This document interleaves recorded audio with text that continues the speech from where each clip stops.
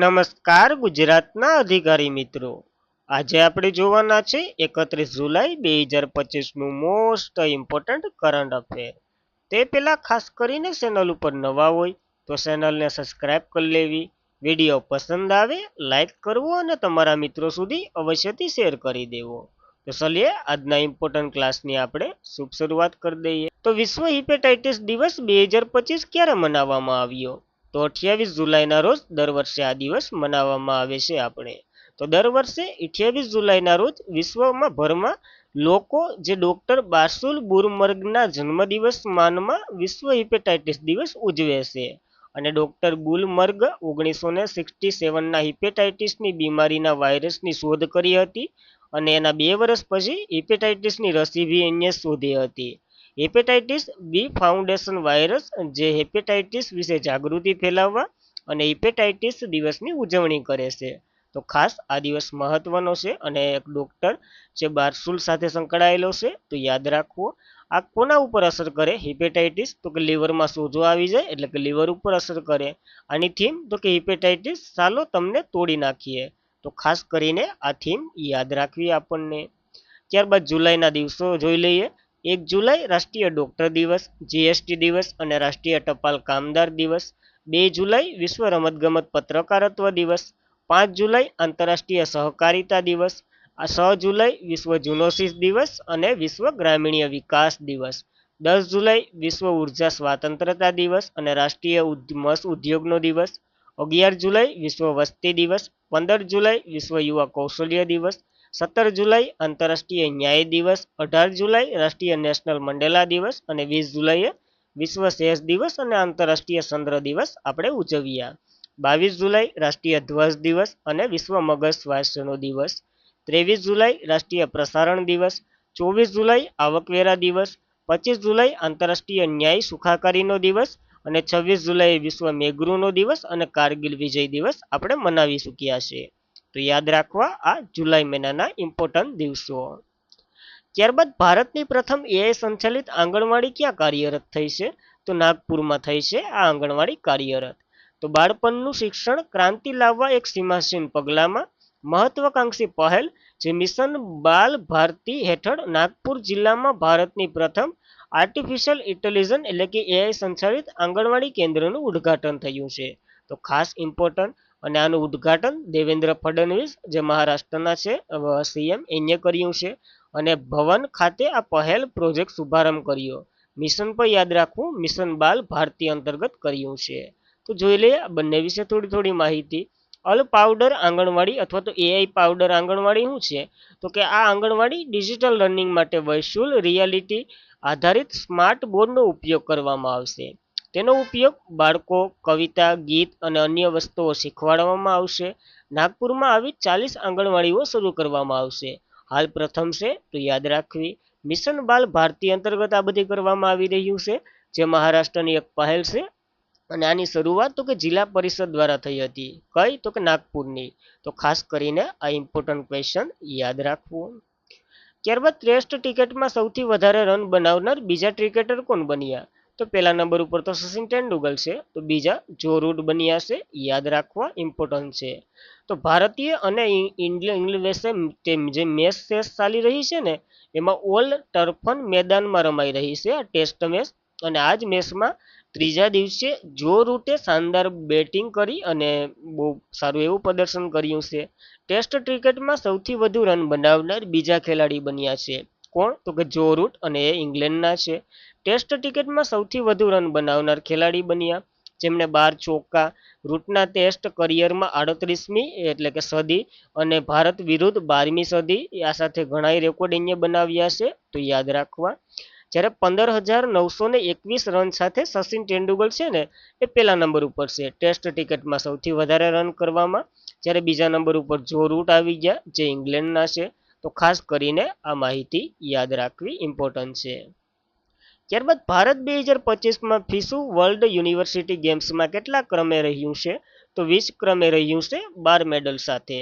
તો ભારતે જર્મનીના રાઇટ રૂટ ક્ષેત્રમાં યોજાઈ હતી 2025ની ફિસુ વર્લ્ડ યુનિવર્સિટી ગેમ્સ, જે પોતાનું અભિયાન પૂર્ણ કર્યું. મેડલ સ્ટર્લિંગમાં 20મા સ્થાને રહ્યું છે. અને ભારત ગોલ્ડ કેટલા તો કે 2 ગોલ્ડ, 5 સિલ્વર અને 5 બ્રોન્ઝ મેડલ સાથે કુલ 12 મેડલ સાથે આવ્યું છે. 2 ગોલ્ડની વાત કરીએ તો મિક્સ ટીમમાં તીરંદાજી ઇવેન્ટમાં પ્રાણિત કૌર અને કુશલ દયાલે જીત્યા. શાહિદ જાદવ જે પુરુષની કમ્પાઉન્ડ વ્યક્તિ તીરંદાજી સ્પર્ધામાં 1 ગોલ્ડ લીધો છે. તો આ બંને એક જ ગણાય અને આ એક એટલે ટોટલ 2 મેડલ થયા છે. પહેલા નંબર ઉપર જાપાન છે 69 મેડલ સાથે, જે પણ યાદ રાખવું. ત્યારબાદ આ ગેમની વાત કરી લઈએ થોડીક, તો ફિસુ વર્લ્ડ યુનિવર્સિટી ગેમ. તો ઇન્ટરનેશનલ યુનિવર્સિટી સ્ટુડન્ટ યુનિયન એનું ફૂલ ફોર્મ થાય છે ફિસુનું, જે વર્લ્ડ યુનિવર્સિટી ગેમ્સનું આયોજન કરે છે. પ્રથમ રમત 1959માં ઇટાલીના તુરીનમાં રમાણી હતી, તો યાદ રાખવી. દર 2 વર્ષે આ ગેમ યોજાય છે. સમર એટલે કે પેલું આનું નામ છે ને સમર યુનિવર્સિટી ગેમ હતું, પરંતુ 2021માં ચીનના યેંગુન્ડામાં આયોજિત 31મી આવૃત્તિ હતી ને ત્યારથી આનું નામ ફિસુ રાખી દીધું, અને ફિસુનું ફૂલ ફોર્મ તમને ખ્યાલ છે, મને ખ્યાલ છે. જ્યારે આ ફિસુ યુનિવર્સિટી છે ને એના દ્વારા રમાડવામાં આવે છે. તો ઇન્ટરનેશનલ યુનિવર્સિટી સ્ટુડન્ટ ફેડરેશન, જેની સ્થાપના 1949માં થઈ હતી, વિશ્વના સ્ટુડન્ટ સાથે જોડવામાં, આદાન પ્રદાન કરવાની તકો પૂરી પાડવા માટે આ યુનિવર્સિટીના વિદ્યાર્થીઓ માટે જે વિશ્વ કક્ષાની રમતગમત અને શૈક્ષણિક કાર્યક્રમનું આયોજન કરે છે, જેનું મુખ્ય મથક ટુસાન સ્વિટ્ઝરલેન્ડમાં છે અને પ્રમુખ લિયાન્ડી પહલ છે. તો ખાસ એના દ્વારા યોજાય, જેમાં ભારત 20મા ક્રમે અને 12 મેડલ જીત્યા છે.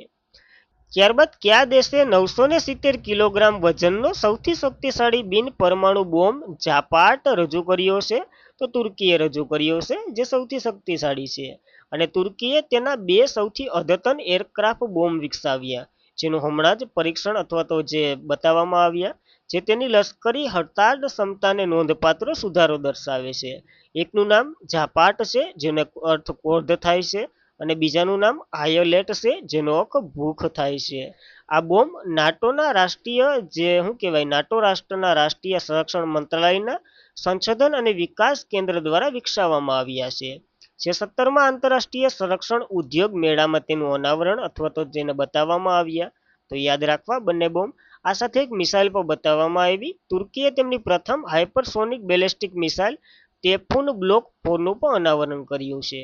તો આ 2 બોમ્બ અને એક મિસાઇલ, ત્રણેયને યાદ રાખવા. આ મિસાઇલ તો કે રોકેસ્ટાન કંપનીએ વિકસાવી છે. આ મિસાઇલ 6.5 મીટર લાંબી છે અને તેનું વજન 2300 કિલોગ્રામ છે, અને રેન્જ તો કે 800 કિલોમીટર છે. તો ખાસ આઈએમપી. તુર્કીની વાત કરીએ, કેપિટલ અંકારા છે અને સલણ તુર્કી લિયા છે, જ્યારે રાષ્ટ્રપતિ શેરેપ તૈયબ આર્દોગન છે. તો ખાસ ઇમ્પોર્ટન્ટ છે. સુતુતું અને ઉઠી ગયું એવી રીતના છે તુર્કી. ત્યારબાદ તો કે ઉત્પલ કુમાર સિંહને સંસદ ટીવીના સીઓ તરીકે કાર્યભાર સંભાળવા આપ્યો છે. તો લોકસભાના મહાસચિવ ઉત્પલ કુમાર સિંહ, જે સંસદ ટીવીના સીઓ તરીકે રણજીત પુનહાના સ્થાને નિયુક્તિ કરવામાં આવી છે. પેલા જે સંસદ ટીવી હતી ને એ અલગ અલગ હતી, ટૂંકમાં લોકસભા અને રાજ્યસભા બંને અલગ અલગ ટીવીઓ હતી. પછી ને બંનેને મર્જ કરી અને સંસદ ટીવી એવું નામ આપવામાં આવ્યું હતું. હાલ એક જ છે, એના સીઓ નવા બન્યા છે, તો યાદ રાખવા. ત્યારબાદ ભૂપેન્દ્ર પટેલે ક્યાં 5 કરોડ ખર્ચ એનસીસી લીડરશિપ એકેડેમી બિલ્ડિંગ્સનું ઉદ્ઘાટન કર્યું છે? તો આણંદમાં કર્યું છે, અને આણંદની નીડરમાં કર્યું છે. તો મુખ્યમંત્રી શ્રી ભૂપેન્દ્ર પટેલે આણંદ જિલ્લાના નાવલી દહેમી રોડ પર એનસીસી લીડરશિપ એકેડેમી અતિ આધુનિક ઇમારતનું ઉદ્ઘાટન કર્યું. આ 2 તબક્કામાં વિકસાવવામાં આવશે.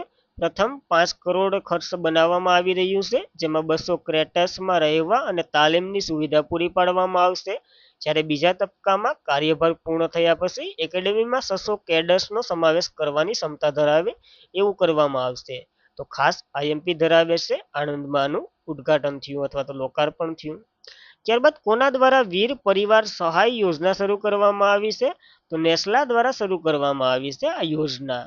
તો રાષ્ટ્રીય કાનૂની સેવા સત્તામંડળ, જેને ટૂંકમાં કહે તો નાલસા, એને તાજેતરમાં જ વીર પરિવાર સહાય યોજના શરૂ કરી છે, જે સંરક્ષણ કર્મચારી અને તેમના પરિવાર માટે કાનૂની સહાય મજબૂત બનાવવાનો એક યોજના છે. આનો ઉદ્દેશ્ય સંરક્ષણ કર્મચારીઓ, ભૂપેન્દ્ર સૈનિકો એટલે કે ભૂતપૂર્વ સૈનિકો અને તેમના પરિવારોને મફત અને જે સક્ષમ કાનૂની સેવા પૂરી પાડવાનો આનો ઉદ્દેશ્ય છે.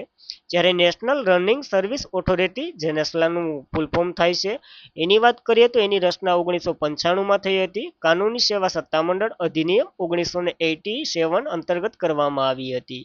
તો તો ખાસ વીર પરિવાર સહાય યોજના અન્ય શરૂ કરી છે. અને કલમ 39A હેઠળ સ્થાપવામાં આવી હતી આ બોડી. મુખ્ય મથક નવી દિલ્હીમાં છે. ભારતનું જે મુખ્ય ન્યાયાધીશ કોણ છે? તો આ છે. એવી રીતના કંઈક ટાઈપ મિસ્ટેક થઈ ગઈ. સૂત્ર તો કે બધા માટે ન્યાયની પહોંચ એનું સૂત્ર છે. તો ખાસ ઇમ્પોર્ટન્ટ ધરાવે, યાદ રાખવું. ત્યારબાદ તાજેતરમાં જ ઓપરેશન મહાદેવ ક્યાં શરૂ કરવામાં આવ્યું છે? તો જમ્મુ કાશ્મીરમાં શરૂ કરવામાં આવ્યું છે આ ઓપરેશન. કેન્દ્રીય ગૃહમંત્રી અમિત શાહે બધી જ માહિતી આપી લોકસભામાં, એ આપણે લઈ લીધી. 22 એપ્રિલના રોજ પહેલગામમાં જે આતંકવાદી હુમલોમાં સામેલ 3 આતંકવાદી મેન હતા ને, એમાં એક દિવસ પહેલ સુરક્ષા દળોએ આની માહિતી લીધી અને આને જે ઠાર મારવાના પ્રયત્નથી ઓપરેશન મહાદેવ શરૂ કરવામાં આવ્યું છે. અને આ સંયુક્ત ઓપરેશન મહાદેવ જે ભારતીય સેના, સીઆરપીએફ અને જમ્મુ કાશ્મીર પોલીસ જે પહેલગામ આતંકવાદી હુમલામાં સામેલ 3 આતંકવાદીઓને ઠાર કરવાનો આનો ઉદ્દેશ્ય છે. એમાં એકને તો લગભગ પાડી દીધો, 2 હસ્તે બાકી છે, એને પણ બતાવી દઉં. ત્યારબાદ આરબીઆઈના સેન્ટ્રલ બોર્ડમાં ડિરેક્ટર તરીકે કોની નિમણૂક કરવામાં આવી છે? તો અનુરાધા ઠાકોરની નિમણૂક કરવામાં આવી છે, જે અજય શેઠનું સ્થાન લેવાના છે. તો જોઈ લઈએ. તો કેન્દ્રીય સરકાર ભારતીય વીમા નિયમનકારી અને વિકાસ સત્તામંડળ ના અધ્યક્ષ તરીકે નિયુક્ત થયેલ અજય શેઠ. તો 2 નિયુક્તિ આમાં છે. જેના સ્થાને ભારતીય reserve bank central board director તરીકે ભારત સરકારના નાણાં મંત્રાલયના આર્થિક બાબતના વિભાગના સચિવ તરીકે કાર્ય કરતા હતા અનુરાધા ઠાકોર. હવે એને તો કે આરબીઆઈના સેન્ટ્રલ બોર્ડના ડિરેક્ટર બનાવવામાં આવ્યા છે. તો ઘણું બધું આમાંથી થઈ જાય, 3-4 નિયુક્તિ અને ભૂતપૂર્વ અને બધી જે માહિતી આવે એ બધી આમાંથી જ આવે. તો ખાસ આઈએમપી છે, યાદ રાખવી. આરબીઆઈની વાત કરીએ, રિઝર્વ બેંક ઓફ ઇન્ડિયા એનું ફૂલ ફોર્મ થાય છે. 1 એપ્રિલ 1935માં એની રચના થઈ હતી. મુખ્ય મથક મુંબઈ ખાતે. યંગ લિલ્ટન કમિશનની ભલામણથી રચના થઈ હતી. રાષ્ટ્રીયકરણ 1 જાન્યુઆરી 1949. ગવર્નર હાલ કોણ છે? તો કે સંજય મલ્હોત્રા છે, 24મા નંબરના. પેલા British governor sir Osborne Smith હતા. પ્રથમ ભારતીય ગવર્નર સીડી દેશમુખ હતા. તો ખાસ એટલી માહિતી આરબીઆઈ વિશે રાખવી જ હોય. અને આજના માટે એટલું જ હતું. ખાસ કરીને મિત્રો, વિડીયો પસંદ આવે એક સારી એવી લાઈક, એક સારી એવી કોમેન્ટ અને તમારા મિત્રો સુધી અવશ્યથી શેર કરી દેજો. ચેનલ પર પ્રથમ વખત હોય તો સબસ્ક્રાઈબ કરી દેવી. ટેલિગ્રામમાં જોડાઈ જવું. ડેઈલીની પીડીએફ, સ્ટડી મટીરિયલ ઘણું મૂકવામાં આવે તો જોડાઈ જવું. અને આજના માટે એટલું જ હતું. ધન્યવાદ.